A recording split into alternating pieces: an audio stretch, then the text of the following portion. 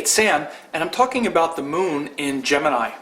When the moon is in Gemini, the mind and heart are in an environment that is quite verbal, intellectual, curious, and is very interested in putting feelings into words.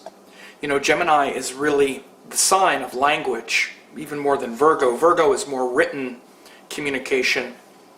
But Gemini is really spoken language and ideas, and how those ideas become thoughts, and then those thoughts become words that we communicate to others.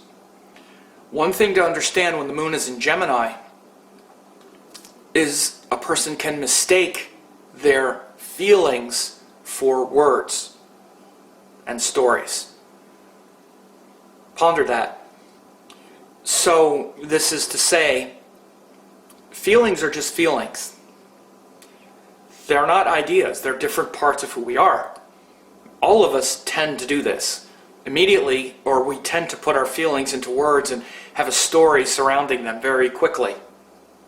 It's one of the biggest problems we have, is we have a feeling and immediately there's some thought about it, some interpretation, some judgment, some emotion around the feeling. Of course, emotions and feelings are often even sort of confusing. We tend to think that emotions are feelings. It's like if you say feelings, emotions, like they're the same thing. And feeling itself is not emotion. There's really, in many ways, just one feeling, and that's unity and love and peace. That's the one main feeling.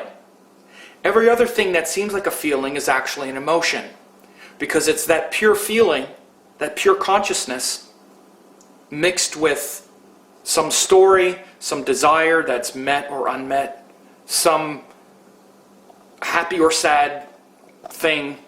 We tend to say, oh, my feelings are the good ones. You know, I have this good feeling or this bad feeling. And these are emotions. The feeling itself is pure. So, without getting too much into the weeds with that, the point is that a feeling itself that comes up based on an experience in the world is actually, we experience it as an emotion, and it's pure. It's a pure feeling. It could be positive or negative. All of those interpretations come later, but the feeling itself is neutral. It's not good or bad. And the difference between us, unenlightened people, and enlightened people is they don't ride the waves of emotion. They're actually detached from all of that emotional going on. One emotion, another emotion. They're in a state of unity with their heart.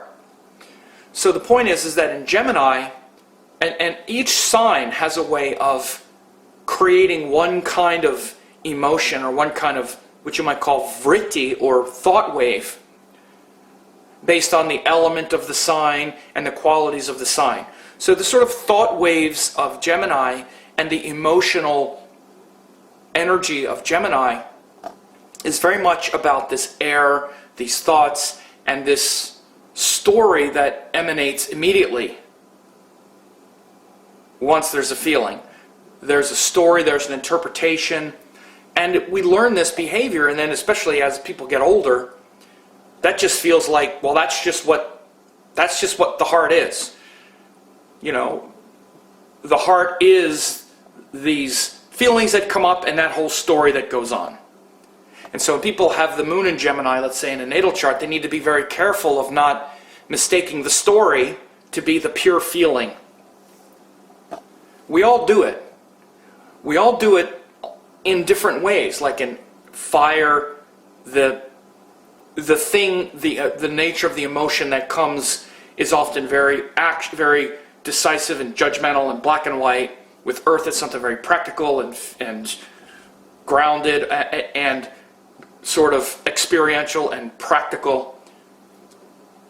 And with water, it's in its own element, but it tends to exaggerate and make a feeling much bigger and sort of then sort of overwhelm and even sort of confuse the mind. So in air, the emotions are very intellectual. They're very based on a lot of stories, especially in Gemini, because this is what Mercury does. It's interpreting everything. That's what Mercury does. The ruler of Gemini is the one who is trying to interpret and understand what everything means and connect things intellectually. Now, again, it's very interesting, the similarities between water, which is what the moon is about, and feeling, and air, which is what Gemini is about. Both of them are quite connective, right? Water connects through feeling, and air connects through ideas. So again, it's very easy to have an illusion, especially in Gemini, because it's so fast. When the moon is in Gemini, there are these really fast ideas, and they create a lot of emotions, and it feels like this is my feeling. This is my heart. My heart is these feelings that are coming, these emotions that are being generated by this story that keeps flowing. Because it's very synthetic. It's easy to mistake water and air. I tell you this as an experienced astrologer. Those two elements, they can be really tricky. Because in many ways there's a similar goal, which is to merge and to flow. Air and ideas, they flow very quickly, one into the next. That kind of stream of consciousness. Many times I'll think I'm pretty good at it now, at being able to understand or sort of dissect, am I hearing air or am I seeing or am I feeling water? And many times, like if a person is like Pisces or Scorpio or Cancer, and they have a really active Mercury, let's say even Mercury is in, let's say it's in Virgo, and Mars is somewhere driving it, it's very tricky to tell, like, is this air or water? Because there are a lot of things flowing. And so, again, when the moon is in Gemini, there's this tendency to have water flowing and air understanding and weaving stories and kind of getting sucked up in that whole drama of mistaking thoughts for feelings. And thinking that all of these thoughts and these stories and these interpretations about the feeling actually is the feeling. You say, well, what are you feeling? Like you ask someone, so what are you feeling? Well, I feel they shouldn't have done that. Well, I feel that was the good thing. Well, I feel that was...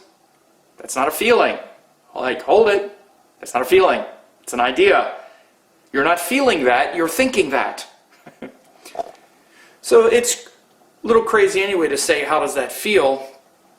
But you can tell when someone says, how's it feel? Well, it feels hurtful, or I feel sad or disappointed, or I feel great. It feels like I was on my purpose or something. That's closer to the way a real feeling sounds. It's interesting because when you say one of the techniques in good communication, like nonviolent communication, which I've studied a little bit, is to stay with feeling and stay within yourself. Instead of saying, you did this, it's like, I feel hurt when you